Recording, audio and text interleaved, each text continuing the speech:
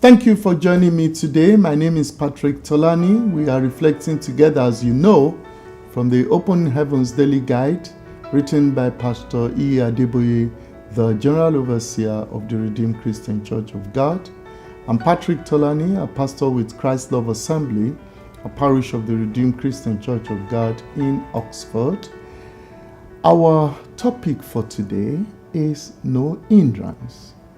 And the Bible passage is taken from the book of Zechariah chapter 4 from verse 7 to 11. Who are you, O great mountain? Before Zerubbabel you shall become a plain, and he shall bring forth the capstone with shouts of grace, grace to it. Moreover, the word of the Lord came to me, saying, the hand of Zerubbabel hath laid the foundation of this temple, his hands shall also finish it. Then you will know that the Lord of hosts has sent me to you. For who has despised the day of small things?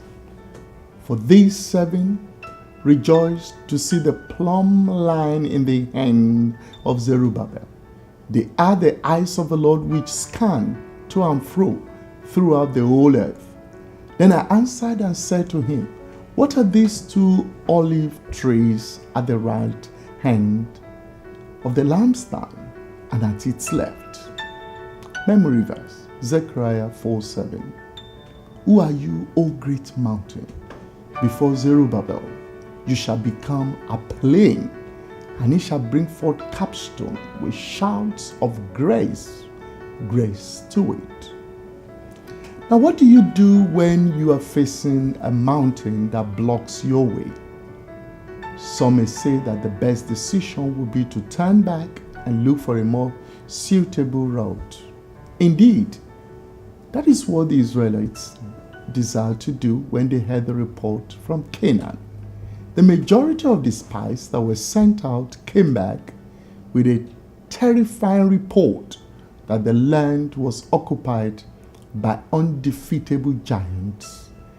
The Israelites felt that the best option would have been to go back to Egypt, as they thought that being slaves was better than to die in the hands of giants.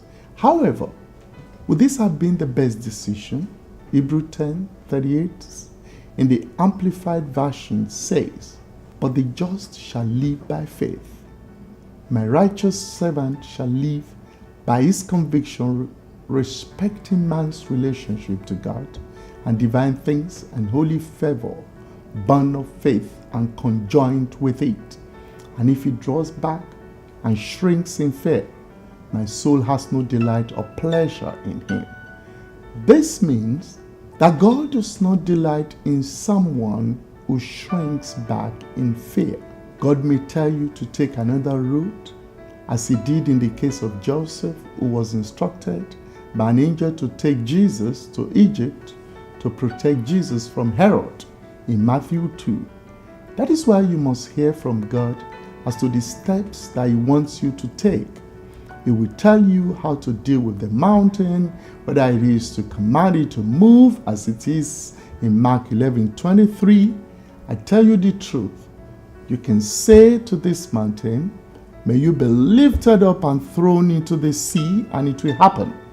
But you must really believe it will happen and have no doubt in your heart. Or should the mountain become a plain land, as it is said in today's memory verse? In actual fact, Caleb and Joshua had a contrary report to the other spies. They believed that there was no need to turn back, as they knew that God had already given them victory over the mountain. Be sure today to ask God how to deal with any mountain in your life, so that you will remain a delight to him. Our key point: there is no mountain that is beyond God. You just need to speak to that mountain and it will move in faith. Exercise your faith today and it shall profit you in the name of Jesus. Have a blessed day and bye for now.